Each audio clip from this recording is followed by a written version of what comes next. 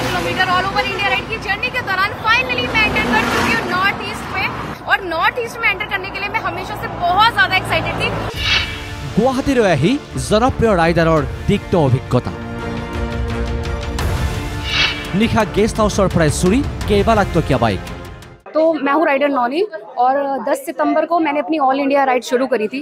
मेरे साथ अभी हम 2 व्हीकल है, जिसमें एक मेरे साथ मेरा कैमरा हैंडलिंग और सब कुछ संभालते हैं और एक मेरी गाड़ी। हम लोगों की एक गाड़ी चोरी हो गई है आसाम गुवाहाटी में एंटर करने के साथ ही। उत्तराखंडर जनप्रिय महिला बाइक राइडर ननी विगत छमाहे भारत भ्रमणत व्यस्त। महिला सबलीकৰণৰ उद्देश्य লৈ নিজৰ দলসহ ভাৰতৰ বিভিন্ন প্ৰান্তলৈ গৈছে ৰাইডাৰ ননী। সকলোতে গাঁও নগৰ চহৰৰ মহিলাসকলৰ সৈতে কথা পাতি সবলীকৰণৰ কথা কৈছে। এই ছমহীয়া টুৰত ৰাইডাৰ ননীৰ সৈতে আছিল 2খন বাইক আৰু এখন 4-চকীয়া বাহন। हेलो मित्रों, मैं हूँ राइडर नौनी और मैं करने वाली हूँ मेरी बाइक से पूरे देश में 30,000 किलोमीटर की राइड। इस ऑल इंडिया राइड का मोटिव रहेगा वुमेन एम्पावरमेंट और अपनी वीडियोस के जरिए मैं आपको घुमाऊंगी देश का हर एक कोना। 4 मार्चत गुवाहाटीत उपस्थित হৈছিল ৰাইডাৰ ননী আৰু তেওঁৰ দল। নিশা কটাইছিল সৰু সজাইৰ এই মেডি গেষ্ট হাউচত। বুকিং.কমৰ জৰিয়তে গেষ্ট হাউচটো বুক কৰিছিল তেওঁলোকে। গেষ্ট হাউচৰ ভূমি মহলাত থকা পাৰ্কিং আস্থানত ৰাইডাৰ ননীৰ দলটোৰ বাহনসহ আন কেইখনমান বাহনো পাৰ্ক কৰা আছিল। নিশা প্ৰায় 2:30 বজাত চুৰৰ প্ৰৱেশ। চিচি কেমেৰাত বন্দী সমগ্ৰ দৃশ্য। চুৰ এটাই আছিল, পোনে পোনে ৰাইডাৰ ননীয়ে ব্যৱহাৰ কৰা বাহনখনেই টাৰ্গেট কৰিছিল চোৰে। খন্তে সময়ৰ ভিতৰতেই কেইবা লাখ টকীয়া ইয়ামাহা R15 খনৰ হেণ্ডেল ভাঙি বাইকখন লৈ আঁতৰি যায় চোৰ।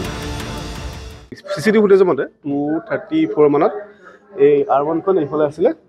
তাৰপিছত চুৰটো আহিছে এইফালৰ পৰা জঁপিয়াই আহি তাৰপিছত সি আছে 4-5খনমান বাইক আছে। সেইদিনা আমাৰ গেছটো বহুত আছিলে।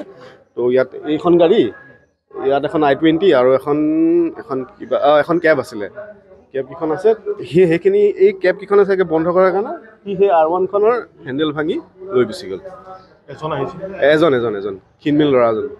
এটা মৰমৰ মেকুৰী আৰু কুকুৰ লৈ ৰাইড কৰি থকা মহিলাগৰাকী অসমত উপস্থিত হৈ যথেষ্ট উৎসাহিত হৈছিল যদিও বাইক চুৰিৰ এই ঘটনাত ভাগি পৰিছে ৰাইডাৰ ননী।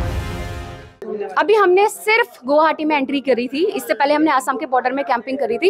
गुवाहाटी सिटी में एंटर करने के साथ ही हमारे साथ हादसा हो गया। नॉर्थ ईस्ट की तो अभी शुरुआत भी नहीं हुई है। तो हमें नॉर्थ ईस्ट से आसाम से यही उम्मीद थी कि पहाड़ के लोग अच्छे होते हैं, यहाँ क्राइम उतने नहीं होते हैं। लेकिन अब ये मैं क्या बोलूँ, आसाम के लोगों के लिए मुझे दुख हो रहा है अगर यहाँ पे बाइक का चोरी होना इतना आसान है। तो घटना सन्दर्भत बशिष्ठ आरक्षी थानात दाखिल কৰা হৈছে এজাহাৰ। আৰক্ষীয়েও তদন্ত আৰম্ভ কৰিছে যদিও উদ্ধাৰ হোৱা নাই বাইক চুৰৰ সংসূত্ৰ। যিগৰাকী মহিলাই বাইক চুৰিৰ বিষয়ে ছ'চিয়েল মিডিয়াত কৈছে তেখেত প্ৰকৃততে গাড়ীখনৰ অ'নাৰ নহয়। গাড়ীখনৰ অ'নাৰ হৈছে মোহিত কুমাৰ নামৰ এজন যুৱক। গতিকে হেৰিটো কি কয়, সেই মহিলাগৰাকীয়ে তেখেতৰ লগতে আহিছিলে, কিন্তু তেখেত গাড়ীখনৰ অ'নাৰ নহয়। গাড়ীখন চুৰ হৈছিলে পুৱতি নিশা 3:30 বজাত আৰু আমাৰ থানাত খবৰ দিয়ে দুপৰীয়া দিনৰ 11টা বজাৰ পাছত। প্ৰায় 6 ঘণ্টা 7 ঘণ্টাৰ মূৰত আমাৰ ইয়াত খবৰটো দিয়ে।